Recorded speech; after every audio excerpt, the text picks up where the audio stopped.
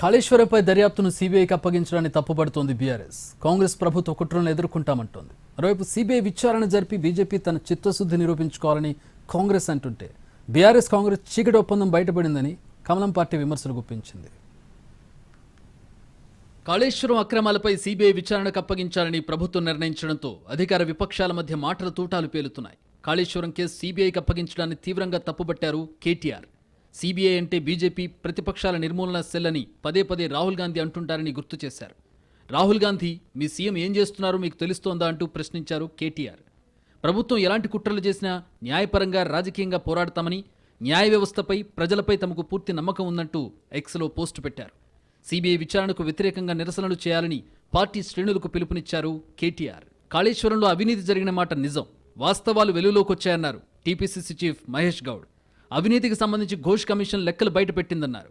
పారదర్శకంగా పాలన అందిస్తున్న కాంగ్రెస్ ప్రభుత్వం కాళేశ్వరంపై విచారణ సీబీఐకి ఇవ్వాలని నిర్ణయించిందన్నారు.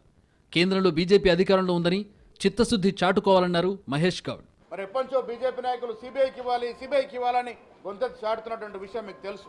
ప్రభుత్వం పారదర్శి ఉంది కాబట్టి రాష్ట్ర ప్రభుత్వం విచారణ చేపట్టి ముందుకెళ్తే లొసుకులున్నాయని మీరే అంటారు కాబట్టి సిబిఐకి అప్పచెప్పడం జరిగింది. మరి ఇవాళ బీజేపీ ప్రభుత్వం కేంద్రంలో ఉంది. మీ నిజాయితీని, మీ నిబద్ధతను చాటుకోండి. వాస్తవాలు బయటపెట్టినటువంటి ఘనత కాంగ్రెస్ పార్టీది. ఇప్పుడు మీ బంతి మీ కోర్టులో ఉంది, మీరు నిజాయితీని చాటుకోవాల్సిందిగా చెప్తా ఉన్నాను. అటు తెలంగాణ ప్రభుత్వ తీరుపై బీజేపీ విమర్శలు చేసింది. కాళేశ్వరంపై 6 నెలల లోపల నిగ్గు తేల్చుతామన్న సీఎం రేవంత్ రెడ్డి ఇన్నాళ్లెందుకు వెయిట్ చేశారని నిలదీశారు. కాంగ్రెస్ బీఆర్ఎస్ మధ్య ఏం చీకటి ఒప్పందం జరిగిందో ప్రజలకు అర్థమైందన్నారు బీజేపీ ఎంపీ లక్ష్మణ్. అందుకే విధిలేని పరిస్థితుల్లో సీబీఐ విచారణకిచ్చారని చెప్పారు. కాళేశ్వరం విచారణ తప్పని తేలిపోయిందని, ఇప్పుడైనా సీబీఐకి అప్పగించి మంచి పని చేశారన్నారు ఎంపీ ఈటల. 6 నెలల లోపల నిగ్గు తేల్స్తా అని, మెక్కిందంతా కూడా కక్కిస్తా అని చెప్పి ₹1 వదలని చెప్పినటువంటి రేవంత్ రెడ్డి గారు ఎందుకు ఏమైపోయింది? 2 పార్టీల మీద ఏం చీకటి ఒప్పందం జరిగింది అనేది ప్రజలు అనుమానాలు వ్యక్తమవుతున్నాయి. అనుమానాలు ఇవాళ బాహాటంగా ప్రజలు చర్చించుకుంటున్నారు. కాబట్టి విధి లేని పరిస్థితిలో సీబీఐకి ఇవాళ వారు దర్యాప్తుకు ఆదేశం ఇవ్వడం జరిగింది. మంచి పని చేసిండ్రు. వాళ్ళకు చేత కాదని తెలుసు, వాళ్ళ రిపోర్టు తడకని తెలుసు, వాళ్ళ రిపోర్టు నిలవదనేది వాళ్ళకి అర్థమైంది. కాబట్టి ఇవాళ వాళ్ళు డిజైన్ చేసుకోవడం కోసం ఈ పని చేశారు.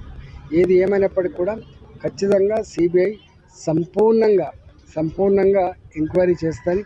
దాంట్లో జరిగిన అక్రమాలను వెలికిస్తారనే విశ్వాసం మాకుంది. కాళేశ్వరం ప్రాజెక్టులో అవినీతికి బీఆర్ఎస్ పూర్తి బాధ్యత వహించాలన్నారు కేంద్ర మంత్రి బండి సంజయ్. కాళేశ్వరం అవినీతిపై తాము మొదటి నుంచి సీబీఐ దర్యాప్తు కోరుతున్నట్టు చెప్పారు. ఈనాడు రాష్ట్ర ప్రభుత్వం కాలయాపన చేసిందని ఆరోపించారు. ఇప్పుడైనా త్వరగా లెటర్ రాయాలంటూ రాష్ట్ర ప్రభుత్వాన్ని డిమాండ్ చేశారాయన. ఓఆర్ఆర్పై సిట్ ప్రకటించి దాన్ని ఇప్పటికీ నియమించలేదని, ఫోన్ ట్యాపింగ్ కేసు డైలీ సీరియల్లా సాగుతోందని ఆరోపించారు బండి సంజయ్. కాళేశ్వరంపై మంగళవారం హైకోర్టులో విచారణ జరగనుంది. సోమవారం వరకు ఎలాంటి చర్యలు తీసుకోవద్దని, ప్రభుత్వాన్ని ఆదేశించలేమని హైకోర్టు తేల్చి చెప్పింది. కాళేశ్వరంపై సీబీఐ విచారణ జరిపిస్తామన్న సీఎం స్టేట్మెంట్ను హైకోర్టులో కేసీఆర్, హరీష్ల లాయర్ ప్రస్తావించారు. మరోవైపు ఎర్రవల్లి ఫామ్ హౌస్లో కేసీఆర్తో భేటీ అయ్యారు కేటీఆర్. కాళేశ్వరం దర్యాప్తు సీబీఐకి అప్పగించాలన్న ప్రభుత్వ నిర్ణయంపై చర్చించారు. ఈ వ్యవహారంపై ఎలా ముందుకు వెళ్లాలనే దానిపై సమాలోచనలు చేశారు.